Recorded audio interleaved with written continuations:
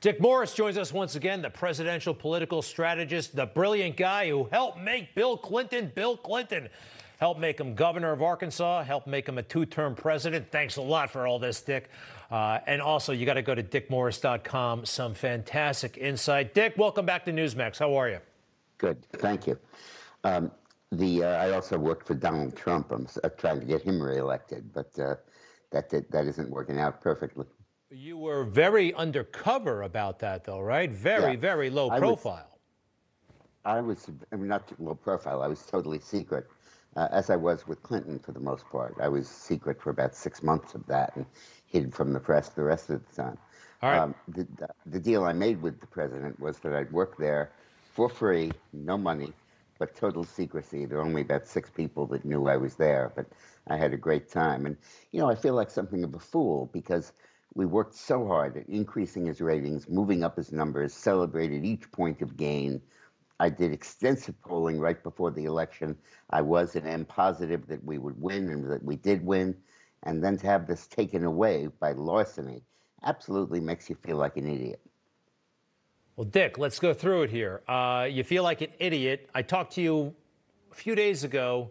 You were pumped up. You were revved up. And it seems like the Trump team is following your advice. You said it, I think, on election night to start going to the state capitals and making the case. And Rudy's doing that. They were in Pennsylvania, Arizona. I called the president 2 days after the election and said this will be decided by the legislatures, and that's what you have to get moving on. I think there are 2 very encouraging developments. First is that Arizona and Pennsylvania legislatures are stepping up to the plate and holding hearings, and hopefully they'll lead to more investigation and to a decertification of the Democratic electors. The other is that the federal court judge in Georgia, after ruling one way, then the other, and then the other, finally came down, as Matt Gaetz was saying, demanding that the voting machine records be preserved, even though they have to be wiped in a few weeks because of the runoff elections on January 5th.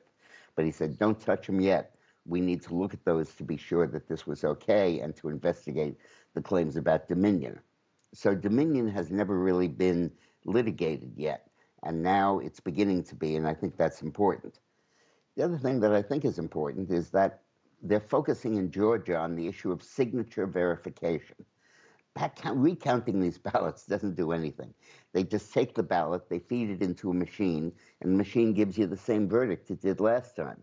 The issue is who's screwing with the machine. And there's a lot of evidence that Dominion software and Smart Tech, which is part of the software, have a procedure to flip the results, to change the results. And there's a lot of testimony from people. This was a software designed for Hugo Chavez in Venezuela because he lost an election and he was determined never to lose one again.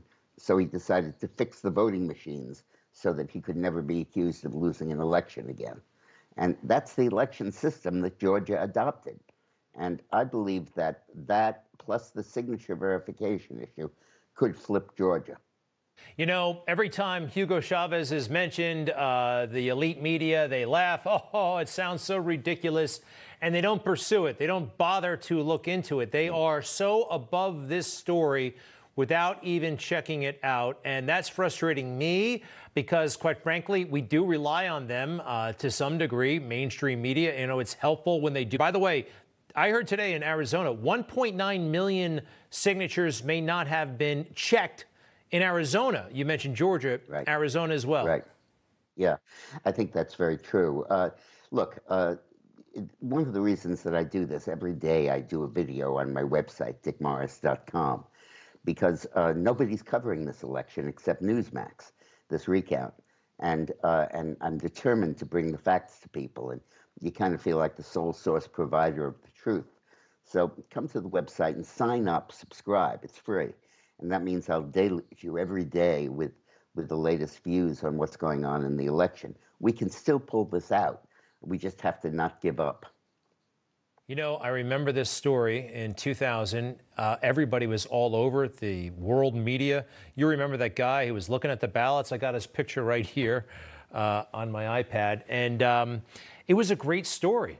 Whether you wanted Al Gore to win or George W. Bush to win, and this seems like it should be an even better story. I mean, there's more elements to it, more intrigue perhaps, but I think that it's as simple as the mainstream media don't like Donald Trump, and if he has a shot to win, they want to pretend that he doesn't have a shot to win. It's as simple as that in a weird way. It's more than that, Greg. They are the opposition party. They are the Democratic Party. There's a two-party system, the Republican Party and the media. And you have to see them ultimately as a political party with their own candidate, their own agenda, their own platform, and their own elections.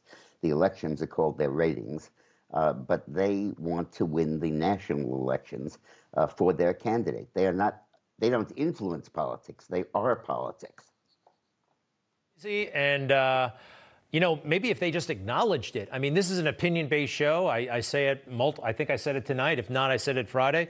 I'm rooting for Trump. I see the world through a conservative lens, and that's what this is. But they pretend they're neutral, and they're clearly not. And I think that's it's really dishonest. It's part of the dishonesty of stealing this election. A huge part of it was to proceed with polling going into the election that showed that Trump couldn't possibly win, that this was a lost cause. And that was to keep Trump voters home, but it was also, in retrospect, to lay the basis for people believing that Trump lost. Those polls presaged it, predicted it, inaccurately. Military calls that psychological operations. There's a whole area, and I think that's what they were up to here. Dick Morris, brilliant stuff. Once again, go to dickmorris.com. It really is a great resource, dickmorris.com. Thanks again, sir. Thank you. Bless you. You bet. You bet. Newsmax TV is now America's fastest growing cable news channel. We give you the real news you need. So subscribe to our YouTube channel and give us a thumbs up. If you like this video, share it with your friends. Newsmax TV streams live on YouTube for free. Newsmax TV, real news for real people.